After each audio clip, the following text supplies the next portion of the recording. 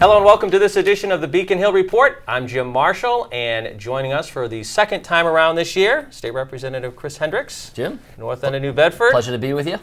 And Acushnet. We have started our second. The way we figured it out was everybody has to do 2 times a year, and this is number 2 for you. So excellent. It's been a busy 6 months or so since we last talked for you. It has. We talked back in late winter, I guess maybe early spring. Budget has been done, lots of things coming up. One of the things you talked about right off the bat last time, and I know obviously it's moved along, is the education reform, education funding bill. And obviously the House has moved along in the Senate, it's in a conference meeting. But tell us a little bit about where it stands and are you happy with it and how has it helped New Bedford? Yeah, well, Jim, I'm exceptionally happy about it. As we discussed last time, there was a big initiative, a lot of effort up there on enthusiasm to get something comprehensive done on education. So we in the House just passed our version of the bill, which slightly differs from the Senate version of the bill, as I'm sure you know. We're excited about it, obviously, on its face, because what it does, first off, without going into the discrepancies, is that it makes sure that all the towns and cities that are struggling to keep up with health insurance, pensions, English language learners, special education, those areas are going to be funded. And it also makes sure is that the areas that need it across the state are actually going to get more funding than those that don't, which is, to me, a very special thing, a part about this bill, because it's an acknowledgement by all the other reps up at the State House that they might not get the same amount of funding or percentage of funding as some other cities and towns, and they're okay with that, because like I said last time, and part of why I love this bill, and I think it's a special bill, is that it a well-educated kid in New Bedford or Fall River serves the interest of citizens all over the state, not just those areas. So I think solving those discrepancies is a real important piece to the bill. This was an issue for a couple of years, and obviously this is you're almost wrapping up your first year actually as a representative. And it seems as though both the House and Senate, and you said there are differences, but there really was a concentrated effort to get something passed this year. Were you surprised or just at the dynamics of how this came about? A little bit. Being a first-year rep, I don't really know. You hear enthusiasm, you hear movement on things, but you really don't know, because it's my first time there. So part of me was a little surprised that it actually got done, and obviously part of me was elated. Most of me was happy about it. And you mentioned that there was a several-year push. I mean, last year they really got close to the finish line and really couldn't get it done. And so the same players were involved, and I think they had more of a narrow focus because of those discussions. So they weren't fruitless discussions last year. I think it really honed the areas that we needed to address this time around. In the commission that came out, I think a handful of years ago, I think 4 or 5 years, stated that all the areas that we're addressing in this bill is what needed to be addressed. So I'm glad that this bill reflects the findings in the commission's report from a few years ago. Is it different too when you look at the bill in the funding? And again, I don't want to get specifics because everybody's different. But in your case, obviously you represent an urban center, New Bedford, but you also have a small community like Acushnet. Is Acushnet doing better too? Is the smaller towns? Yeah, I mean it's all the places that are struggling, essentially, with the areas that I just mentioned. Acushnet, I think, is also certainly having a lot of issues relative to especially transportation. I know because a lot of their students, once they reach high school, leave Acushnet, the Acushnet system. So certainly, a lot of the small rural towns, in addition to the bigger cities, will be benefiting from this as well. Absolutely. And it's in conference committee now, right? It is. So. As you know, as I'm sure your viewers know, when it's in conference committee, they're working out the discrepancies with the relative to the Senate side. So the piece there is the accountability provisions. The House version reinstated those accountability measures that the state would have power to do, that the Senate stripped out in their previous session. So I think they're going to have to work those out. I don't think it's any big of a problem where we can't figure something out. $1.5 billion is a lot of money. Yeah.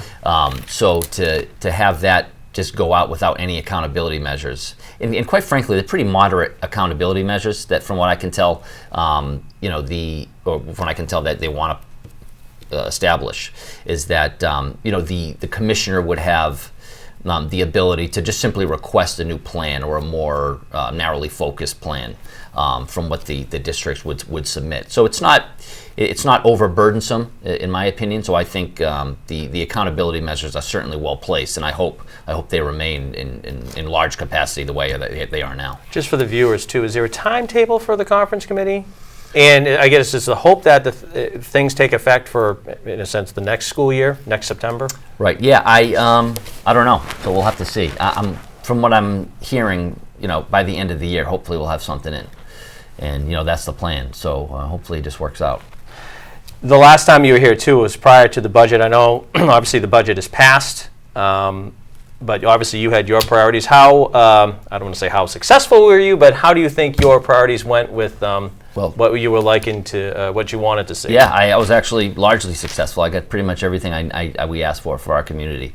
My two main priorities were kind of funding all the things that my predecessor would focus on. I know he was big on the Girls Design Academy, which is an after-school program for young girls in the North End that would focus young children on the STEM areas of education, which is, and I'm going back there next week to take another tour of the program. I did it several months ago. I love it. It's absolutely, the people who go there love it. So I wanted to make that a priority, that was still funded. And with the help, I originally didn't get that funded, but I had help from Chairman Rodricks, Senator Rodricks in Westport, and certainly Mark Montigny really helped me get that money. But my top priority was getting money for the New Bedford Opioid Task Force. I ended up getting $50,000 for the Opioid Task Force, which is the first time they've ever received state money in that capacity. So I was really proud of that, especially how that's one of my main areas of focus, being a recovering alcoholic myself, and also just knowing that how much work needs to be done. How much? So when you say there's $50,000 for the task force, the people can say, "What's it for?" Is there? Yeah, actually, I can tell you exactly what it's for. Okay, there you go. They planned on what they do.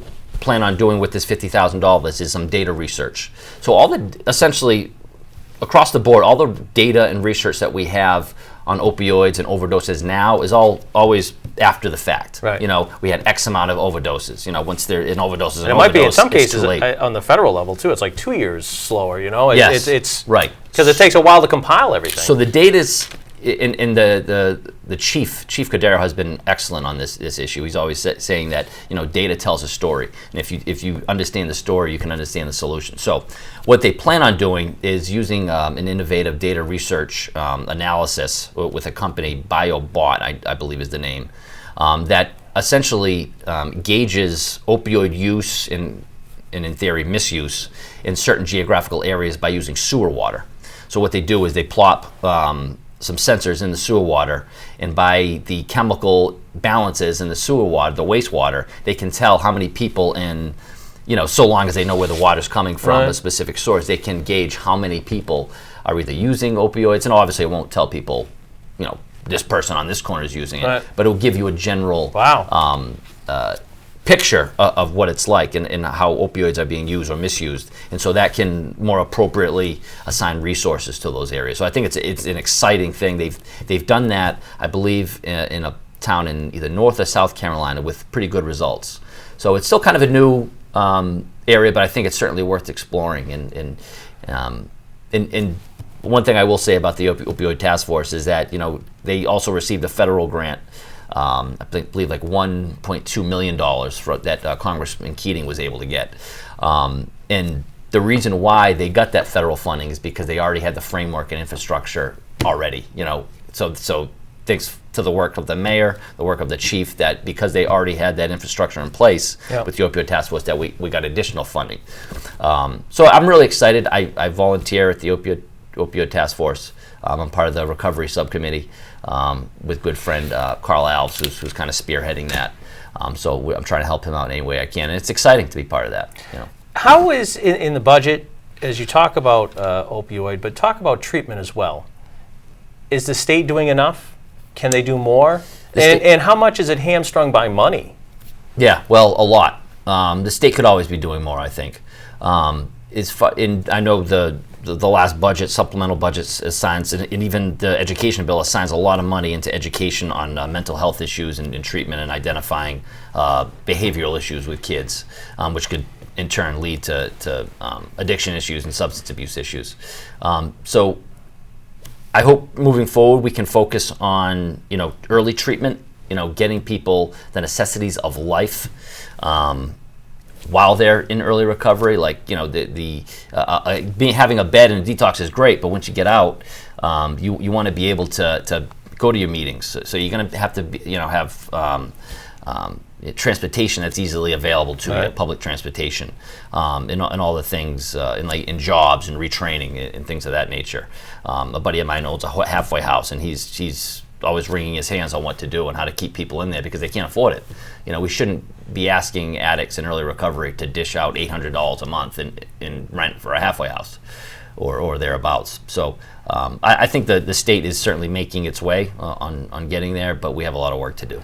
Is it also important when you talk about education? I mean, do we need to talk to kids earlier? Are we talking to kids earlier so they don't even start? Yeah, I think there's been an effort now to get that going, especially with the education, identifying behavioral issues, which is a sure sign that these kids and these folks might need a little more attention on those areas as far as mental health, and you don't want these kids being at the risk of addiction if we know we can stop it and do something about it.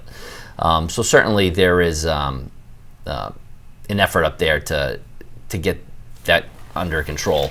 I also sponsored a bill that would make people who are out on probation due to and they're active in a recovery program, if they have one relapse, they don't get thrown back in jail. That doesn't serve anybody's interest. It doesn't help them. It doesn't help us when they come out. It doesn't help society. So what this bill would do is it's called treatment, not prison. So when someone has a relapse, we don't just throw them in jail. We actually get them more resources to that person. So I'm excited that some of the bills that are up there addressing these issues right now. From your standpoint, too, as you look at young kids, and let me just go into the vaping issue for a second. I know there's a ban on the vaping here in Massachusetts. The governor imposed that. That aside, the number of kids that seems to be doing vaping, and it's got to be concerning when you see, obviously, the work that you're doing. It's just another outlet, I guess, for kids to try. And in a sense, there really is no regulations for them. Right. Yeah. No. The scary part is that there's really no research either. Right. Yeah. So I think there's been 3 confirmed deaths in Massachusetts this week. Yeah, the third one. About 217 suspected cases. So it's certainly an issue.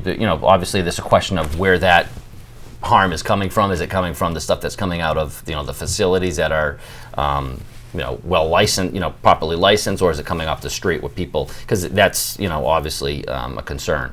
But I think certainly putting a ban on flavored vaping is certainly something I would be open to. I know that there's a little bit of a push to get a ban on menthol cigarettes. I don't know if we have to go that far. And I used to smoke menthol cigarettes. I used to smoke 2 packs of menthols a day until I quit in 2011. But so I think it's certainly a public health issue. And I at first I was a little thrown off by the governor's moratorium on all vaping sales. But given the health risk and the safety concerns, the public at large, I think it's worth looking into and trying to figure out. And there were businesses in your district that were directly impacted. Yes. Oh yeah. I get emails all the time. I was talking to a business owner in my district, Mr. Hussein, this week about his concern with that. So whenever you have something that you're banning, you have to take into account the economic impact and then weigh the options. That's are we gonna a narrow economic harm for the benefit of public health? Is that what we want to do? And that's something we're gonna have to figure out. I think the biggest thing, like you said moments ago, was the fact that there just isn't any record. science-wise on this. Nobody knows the impact that it has on the body. Right, and being an injury attorney, we're always interested in what's the cause, what's the cause, what's the cause. And so I think if data comes out that's concerning, then it's certainly worth putting a ban on at least flavored advertising for flavored vaping, because that's how we tackled the tobacco issue years and years ago. So I don't think you can always obviously go that route. As you looked at the budget process, the way the whole thing worked out, were you surprised with the process, or learning experience for you, or? I've been telling people, as a first-year legislator, once you get past budget week, you kind of have you figure out the process a little bit. And I certainly learned from budget week and how to advocate for your priorities and what you want to do and who to talk to. I think that's the most important thing, is building relationships up there.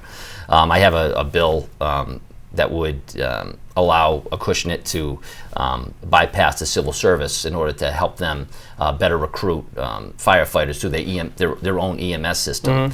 And so, it's not just a matter of filing a bill and hopefully it goes somewhere. If you file the bill and go, who do I talk to? Where is it?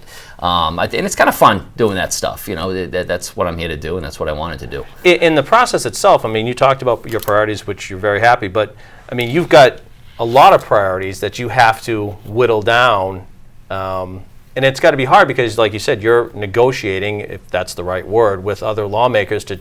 Everybody's got their own agenda, so you and the rest of the body are vying for really a certain amount of things. Yeah, that's exactly what I took into account when I was prioritizing my list of issues.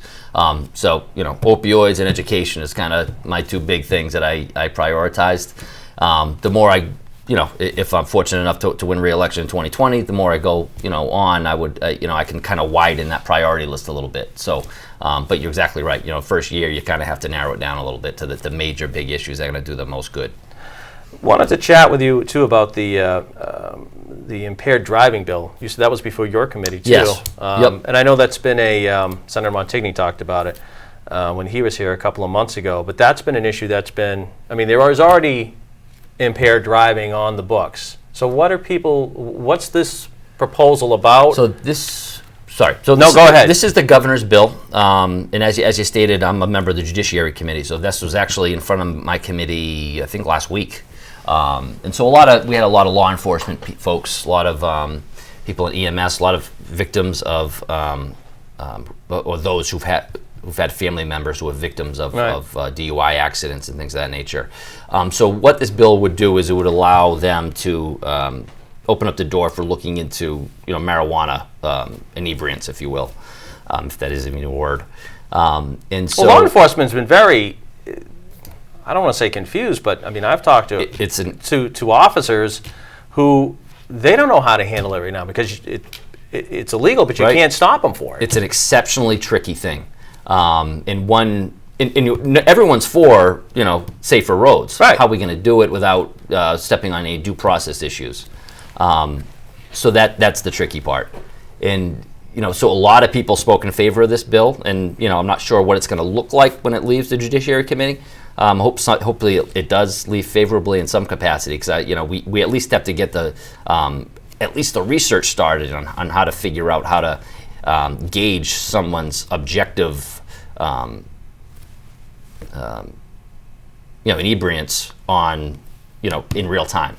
And so we had one person speak in opposition to the bill who was he was in one of the law schools in Boston, and he was saying that if I ingested marijuana 2 days ago and I took a test right now that is being proposed, I'd fail, and I'm certainly obviously not impaired. So he kind of made an interesting point in front of the committee, and he's right. So I think that's going to be the difficulty moving forward.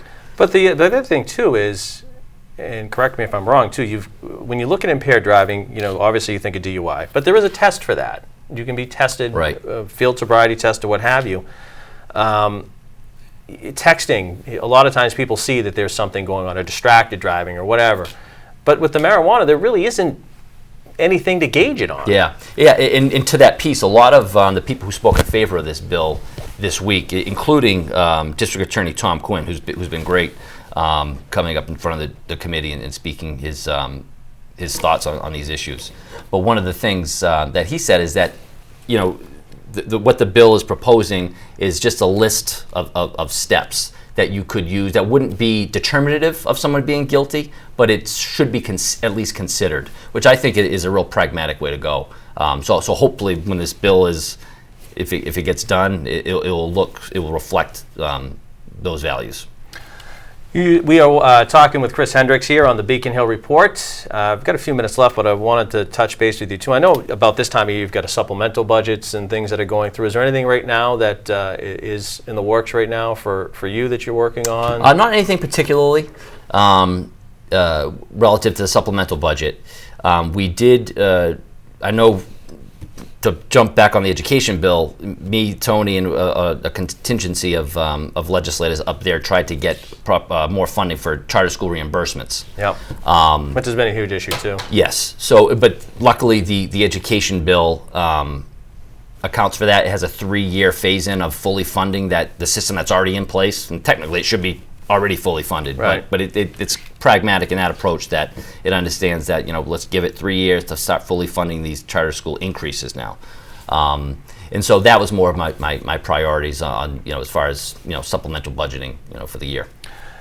Coming up on a new year, obviously, and theoretically an election year, but I wanted to ask about your priorities, I guess, for, you know, once January comes rolling around, you know, you get the holidays and things start to wind down a little bit for the House, although it's a 24/7 job, I know that. But what are you looking at from year 2 for you? I've been really interested in trying to do, I'm doing research now on labor issues throughout the Commonwealth. You have, you know, big pushes in California to regulate or mandate that companies like Uber and Lyft, you know, provide workers' compensation for their employees, you know, or they're thinking about devising a plan that, you know, these Uber drivers can have transferable benefit packages that they can go, you know, because all these employees are deemed independent contractors, so they're not eligible for workers' comp. They're not eligible for all the worker protections that we have throughout the state. So I'm interested in looking into seeing how we can protect those workers and hold these companies accountable, because, you know, these companies just coming in and making billions of dollars and not having any type of liabilities, any type of risk at all. So I think we can balance the playing field a little bit, especially when you see things like automation come in the workforce. I'm not talking just fast food places. I'm talking about manufacturing. You know, there is a potential that we're going to see waves of unemployment coming down. So I think we should be at the State House be anticipating that. Is there? I mean, the economy obviously in Massachusetts appears to be doing well by indications that we're seeing. But you do see a lot of automation. Where are the jobs going to be? In a sense, has the legislature taken a look at what are the growing industries, I guess, in the state? When they're making decisions, does that focus for colleges and education-wise, trying to put more money in those programs? Yeah, I don't think the state's doing enough to foresee these problems, which is why, you know, I'm interested in doing research now with my legislative aide Karen and my intern. Who are doing great work. Karen's very nice. Yes. I chat with her. Karen Canfield, she's great. she's the boss of that office. She's in charge of you. That's all I know. Yeah. So I'm very fortunate to have a great team, and we want to get on the forefront of this issue because I think all the jobs that are going to go, people don't realize it's going to be trucking jobs. You know, I do workers' comp. I've represented probably 100 truck drivers in 6 years or so. Yeah. And so those are the types of jobs, and, you know, all the incidental manufacturing jobs related to those trucking jobs, potentially. You know, so I think getting kids trained or properly educated in the trades, I think, is great, and I think that's where we need to go. But it's not really going to do much good if all those jobs are gone. You know, any CDL job you have is going to be. Yeah, they're talking about that. Well, it's interesting though that New Bedford High is making a push for vocational sort of careers as well. Chris Cummings there has done a lot to try to get those things implemented there. But you're right; it's almost what are the vocations that you're going to make? I mean, I would always assume that carpenters and plumbers and electricians, you're always going to need them. Right. But are they going to? Is that a career venue you should go in? Yeah. I don't know. Yeah. No. I think for the short term, yes. I think putting our resources into getting more kids educated in the trades is certainly the way to go. Because just to, you can learn a trade, graduate from high school, within a year be making $60,000 with no debt. And whereas kids now are going to 4-year universities, getting a degree that doesn't mean anything, where they can't use it, and they're in debt, $100,000. So I think we've experimented with higher education enough to know that it has some flaws. Not everyone's going to benefit from higher education. We need people who have the skills to earn money. And talk about college for a sec too. I mean, you look at the price tag, and you mentioned the debt that the students are going to have. The state's, your philosophy too, obviously a law school graduate. My daughter's graduating this year with a pharmacy degree and hundreds of thousands in debt. Are the state schools still something financially that kids can afford? Yeah, and I think it's slowly becoming the case where they won't be able to. Even the state school, even state schools. I know I did some research doing the campaign about the price it is even in the state schools, that people are taking more money out in loans to attend public schools than private schools, which I think is a jaw-dropping thing that needs to be worked on. And I'm hoping eventually we can get something done in higher education that really resolves those issues, because I mean, we're not doing any service to our students across the Commonwealth to burden them with mountains of debt with a degree that doesn't mean anything. And I can't believe the amount of kids that are applying to the state schools now. Yeah. The Bridgewaters, especially around here, the Bridgewaters and UMass Dartmouth, and the acceptance rate is not, it's low. Right. Because so many kids are applying, they can't afford the private first choice, so they're going to the public education. Right. Yeah, but and we should, and for the public schools, we should be providing the best, most relevant skills that we can, and that also includes trades. I know in BCC, President Douglas is doing fabulous work on getting training programs in the wind industry. And she's on the forefront of that, and she's doing a great job.